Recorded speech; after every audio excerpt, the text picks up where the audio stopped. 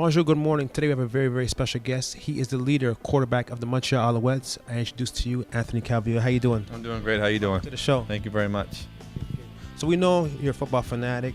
You love football. But what does Anthony do to relax on his downtime? Well, most of the time it's trying to spend some time at home. I used to love golfing during the summertime, but that's been very limited. You know, once you have kids, you want to enjoy your off days, and you definitely want to spend it with them. So a lot of times it's just spending time with the family. Okay, cool. And other than football, what other sports do you enjoy watching or playing? Well, golf is one of them. I used to love playing basketball, but now the body cannot take the pounding, that is for sure. But other than that, it's just playing tennis with my kids and hanging out with them. But I try to rest my body as much as possible. And what do you do to rest your body? Do you ice it? What do you do? No, icing. I probably do a little bit more during camp for my shoulder because we're throwing so much. But the biggest thing is I really take care of my body is what I put into it. I really look after what I eat to make sure I can recover and have a lot of energy. And also I do have some recovery workouts I do after each game to help me recover faster and get ready for the next game. Now, you're originally from Hawaii, right? I spent a lot of time in Hawaii, but I grew up in California, but I live in Hawaii as well. So what do you miss about California and Hawaii? Well, I think it's the temperature all year round. I mean, living here in Montreal, I've gotten used to the cold weather. I really enjoy it. But it's nice to walk around in flip-flops in February and in January and go swimming when you live in Hawaii in January as well. So little things like that you do miss. So in terms of music, what groups or what kind of music do you like listening to? Okay, so yeah, I love all from the 70s and 80s. Okay, cool. I do like that. So I try to keep it right there. I do have some updated stuff, but most of it's like back in the 70s and 80s. Okay, cool. And before a game, what do you do to set yourself up or to get yourself in game mode? Yeah, I'm in a different mindset once I get in the day of the game and the day before. My wife is always not complaining. She's used to it now that I just don't talk to her, and I'm very short. I'm just in a different mindset. So I'm always visualizing the game the day before and the day of. So the kids know to give me a little room, but at the same time they also relax me. But the biggest thing, I'm always trying to stay focused to get ready for a game.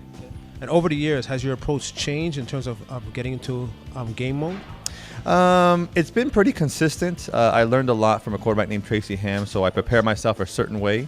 But it's always the same way the day before and the day of the game. My wife knows to not to bother me and just let me be short and do what I have to do. And then after the game's over, then I have to get back to the normal routine of throwing out the trash, cleaning the dishes, and all the other good stuff. So listen, later on, Anthony's going to talk a little football with us, so stay tuned. This Sunday retour, we are back with Anthony Calvillo, quarterback of the Montreal Alouettes. And you guys have a big game coming up November 18th. It's playoff time. It's happening here at the Big O. What do you guys need to do as a team to be ready for that game? Well, I think the biggest thing is you always got to, continue to stay focused. I mean, once the playoffs come around, it's really a different feeling. Guys get a little bit more anxious because there's more on the line. And the challenge that we have is how to control that. But the good thing is we have a lot of experience here with guys who have been in this type of game. And we're going to be practicing here at the Big O for the entire week, so the guys get a chance to feel the the lights and the field and so forth. So the biggest thing is just making sure we stay mentally focused. And for you, is there an advantage playing at the Big O than playing outdoors? I believe so. I mean, people here are going to have to be dealing with about 60,000 fans, and it's going to be very loud. Our fans are very intelligent. They're very quiet when our offense is on the field. But when their offense is on the field, they make it very loud, and it's very difficult. I mean, we have issues when we're on the road, when it's loud, so it's something that you take advantage of when you have this home field advantage. Speaking to Pierre, your sound guy, he told me he knows when to lower that music. Yes, it's very, very important because when we're in there, we want to have full advantage, and we need everybody to be quiet as including the music. The first year, they kind of got excited and were playing too much music, but they got the memo after that. Yeah, so they know to give us our time when we're out there, but when it's the other team on the field, their offense, it's time to be loud. I'm just curious, in terms of the CFL in general, since you started and now, has there been a change in terms of the dynamics of teams where they play or the physical appearance or strength of players? No, I think it's all been pretty much the same in terms of the speed and the size of players. The one thing I've noticed over my years is the defenses, how they get kind of recycled. And what I mean by that is, for 5-6 years, you'll see the same defenses here and there. then all of a sudden you'll have this brand new one. But I've been around so long that I've pretty much seen them all.